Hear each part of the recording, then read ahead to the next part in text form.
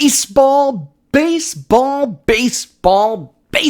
is coming back. Yeah, it's only 60 games, but I don't care. I'm going to take anything I can get right now. I just want to see some dudes hit some baseballs. Good afternoon and welcome to the podcast. I'm Nick Drago. Today on the show, Cam Newton's got a new team and you're not going to like it. Jamal Adams and the Jets are screwing things up yet again, and baseball's back. We got to talk about all of that fun jizzy jazz, my friends. So stick with us, friends, because sports starts now.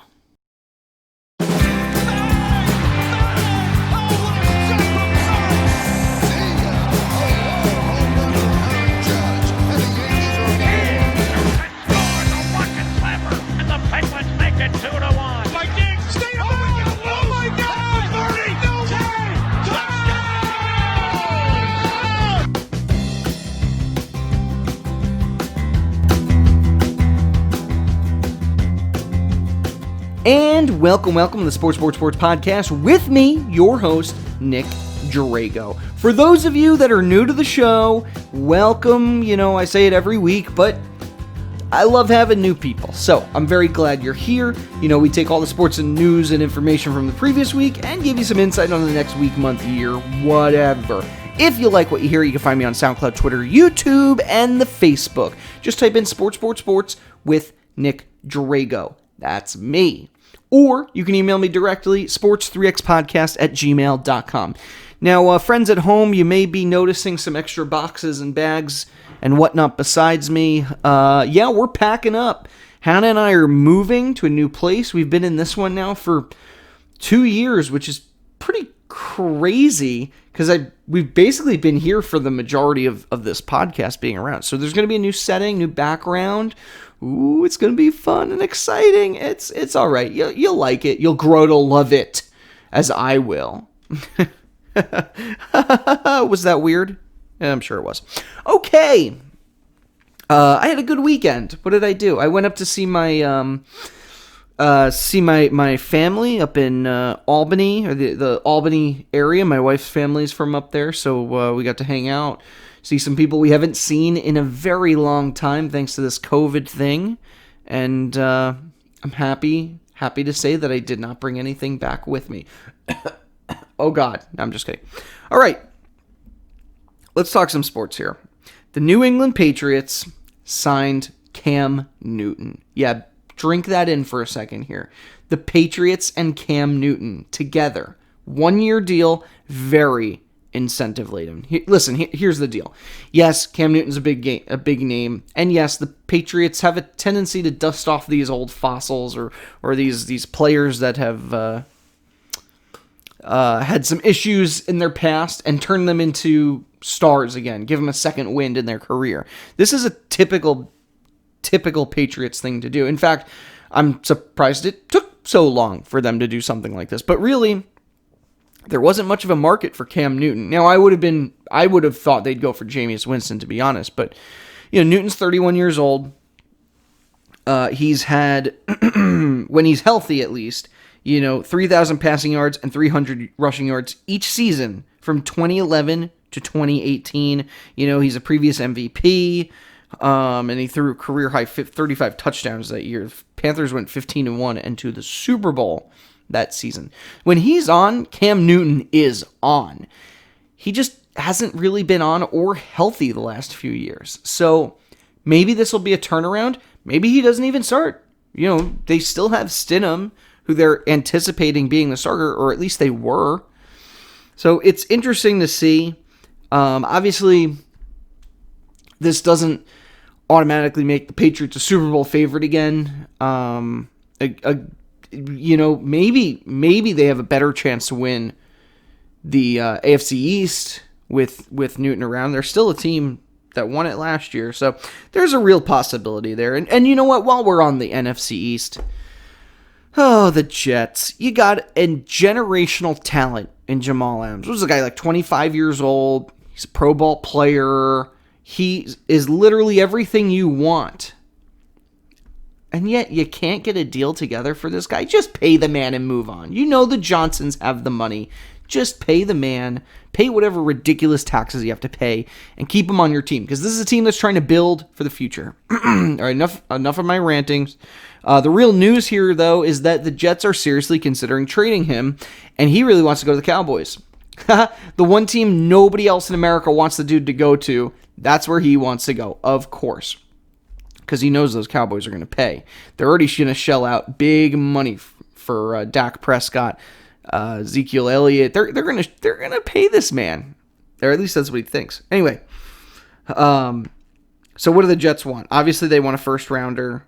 They're asking for a first rounder, a third rounder, and with the Cowboys, they may also ask for an offensive lineman. I believe Lyle Collins was kicked around a little bit, which would certainly make the offensive line a little scary. Mekhi Beckham and Collins together is really going to protect Darnold. So if they can turn this into something they need, plus that first-round pick, all right, maybe we'll get something good out of this. I mean, the Cowboys are building something right now to last, which is a little scary because nobody wants that to happen. But a lot can change. There are a lot of other teams that want Jamal Adams, and a lot of those teams may be more willing to pay, at least the Jets, for his services this year. All right, Colin Kaepernick, another quarterback gone awry. So Cap is still waiting to be signed. There are a lot of teams circling, apparently. There aren't a lot of starting opportunities for him. But I think if he could play a role like Teddy Bridgewater and be a really highly talented backup or something like that, then I'm all for it. I'm sure any team that signs Kaepernick, their jersey sales are going to go through the roof. So to me, it's a no-brainer to have this guy sit on your bench as your second, third string guy. Again, he hasn't played in the league for years. And his last 2 seasons, he was benched. So he really hasn't been an NFL starter in probably 5 years and hasn't played the game in 4 years. So I wouldn't imagine he'd be, going right off the bat and starting on a team, but second or third string guy, sell a lot of jerseys. I bet a lot of teams would be interested in that.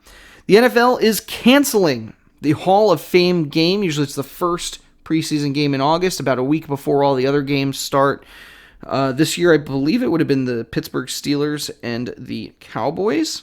It was going to be played on August 8th, and their training camps were meant to begin July 28th. But, I don't know what's going to happen.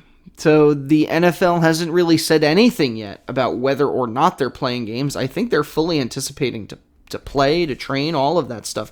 But they're going to have to be pretty darn careful. I think if any of the sports leagues really has this COVID thing right, it's the NBA, where you just have everybody in one little center. Within the first few weeks, most of those teams are gone, and you only have a select couple left. I think that's the way to do it. But we'll get to basketball, the NBA, all that in a moment. Baseball is coming back. I'm super pumped for this. A 60-game season is going to benefit certain teams. I like to look at the New York Mets, who always start off the season really good, and then a few people get injured and they get terrible. It's typical Mets fashion. I could see them being competitive. The problem is you have a lot of competitive teams in the East, and because of geographical location, it's more likely those teams are going to be play each other. We don't have a schedule yet. We know the Yankees and Nationals will play on Ultimate Day. Whoop-de-doo, Basil.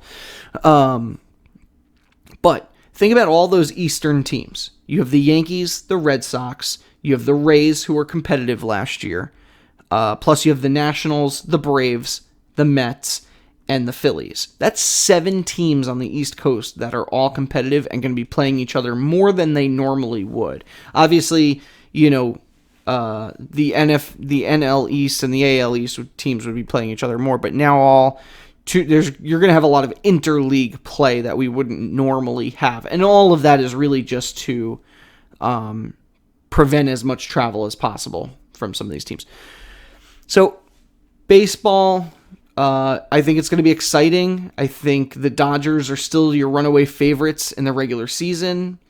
And the reason I say that, I mean, look at last year. And I think the last 2 years, the Dodgers dominated the entire first half and went into the All-Star break with a ridiculous lead.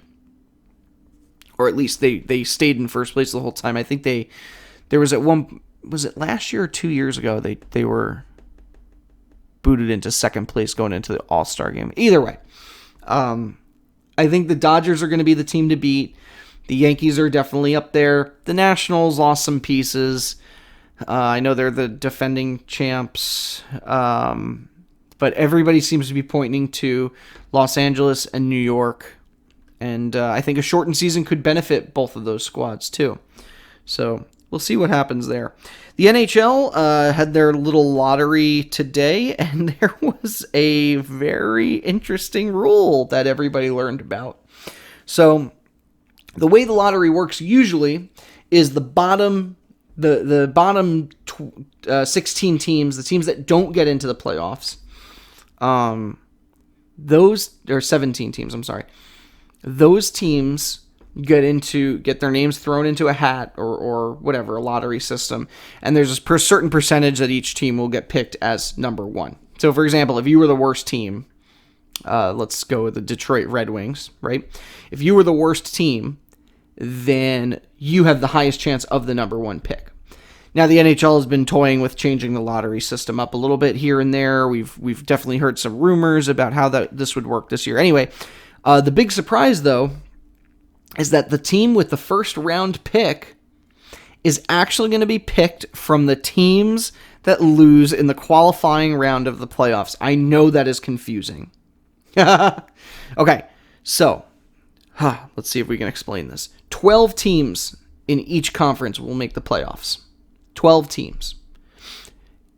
The top 4 play in a round robin to determine what their seeding is. The bottom 8 teams play each other. Winner moves on. If you lose, even though you made the playoffs, if you lose, you are then put into a lottery to determine if you get the number 1 overall pick. So you could be a team like the Penguins. Let's just say, for argument's sake, the Penguins could end up with the number 1 overall pick if they somehow lose to the Canadiens. I don't know. That is just really heartbreaking. When you have teams like the Kings, the Senators, Red Wings, Ducks, Devils, Sabres, who need... I mean, those teams, you want them to be competitive. They need a good pick. And it could fall to a perennial contender. You know? It's just, it's weird. It's definitely weird. Maybe some of those teams would have liked to know this earlier in the season. So I think the order right now is actually the order I was just saying. The Kings would be second. The Senators third. Red Wings fourth. Senators again at fifth. Then the Ducks, Devils, and Sabres. Just really, I don't know. It's just really weird. So we're just going to have to wait to find out who the number 1 overall pick is. All right, NBA. The NBA announced plans to allow players, instead of their names, to wear social justice messages on their jerseys. So, if somebody wants to put Black Lives Matter... somebody wants to support LGBTQA+. I really hope I said that right, because I do struggle with that one.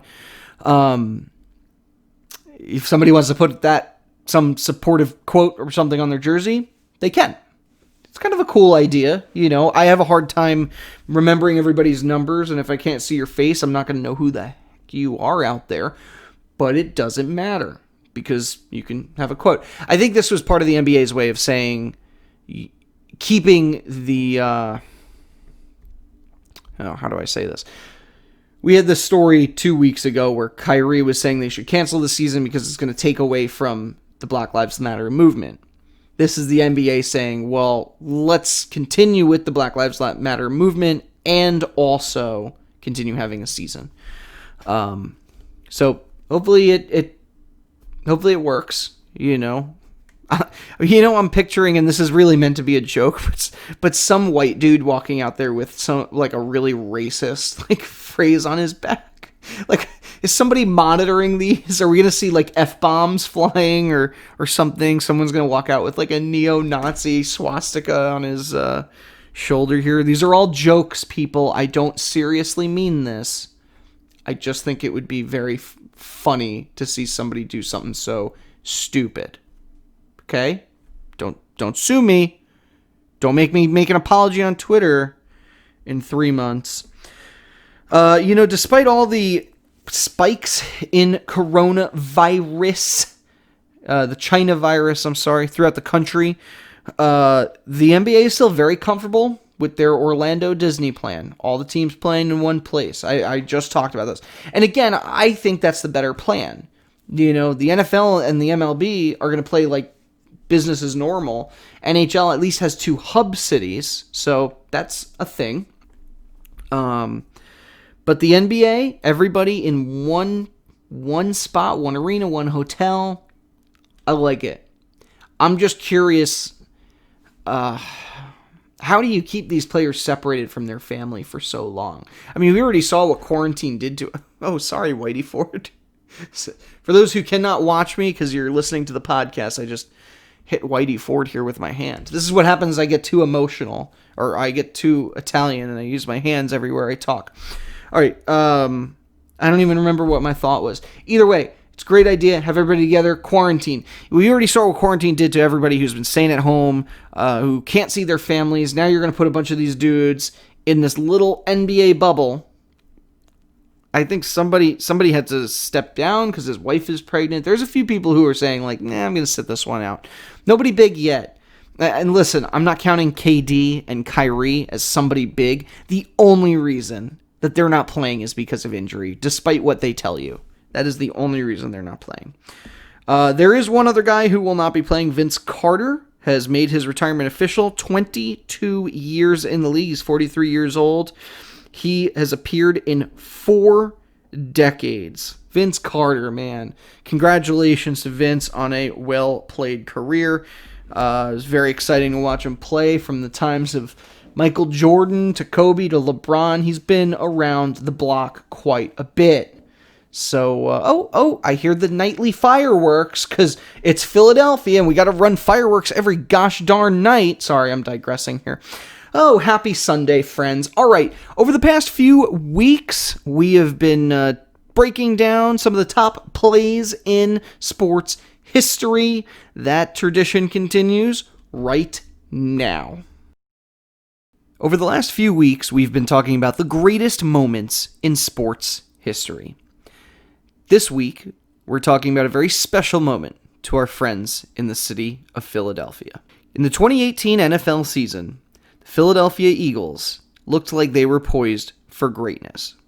They were 12-2 going into a matchup against the Giants, and starting was their backup quarterback, Nick Foles. So their starter had gone down a week before. Nick Foles, who initially was drafted by the Eagles and then traded away for Sam Bradford years earlier, came back to the team and entered the game against the Rams on December 10th. Foles shockingly led the Eagles past the Giants and the Raiders. However, they did lose to the Cowboys in the final game of the season 6-0. Nonetheless, the Eagles punched their ticket to the divisional round. They beat the Falcons 15-10, and in the conference championships beat the Vikings 38-7 for a matchup against the New England Patriots in the Super Bowl.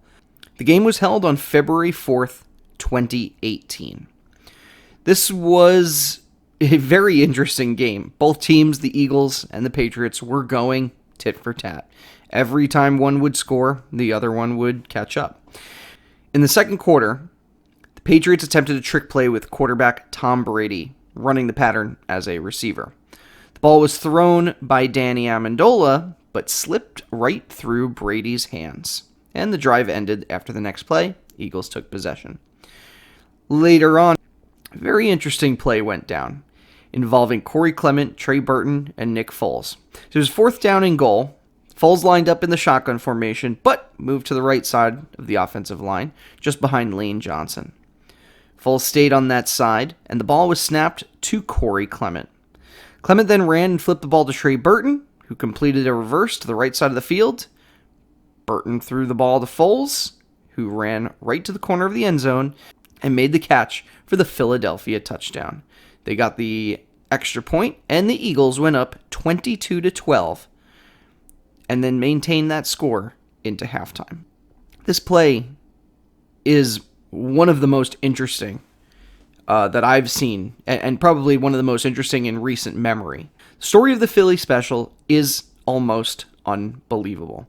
The backup quarterback, the guy who was drafted by this team, somehow willing his way to 5 victories for the Philadelphia Eagles, getting them to the Super Bowl against arguably the greatest team of all time. I know it hurts me to say that about the Patriots, but it was true. And then to win that game 41-33, winning the Eagles' first ever championship, or at least their first Super Bowl. It was their first championship in 57 years.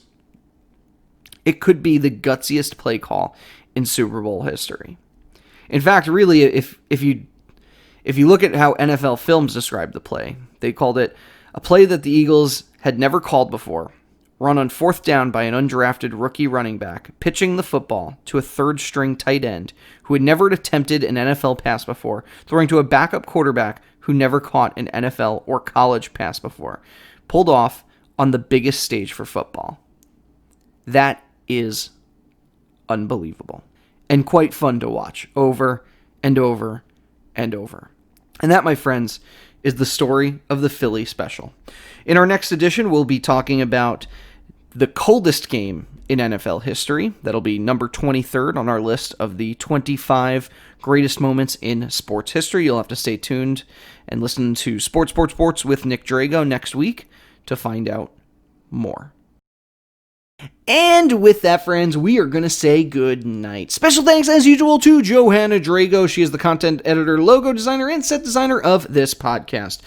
The music you hear is a song called Golden Sunrise by Josh Woodward. A link to his website can be found in the show notes.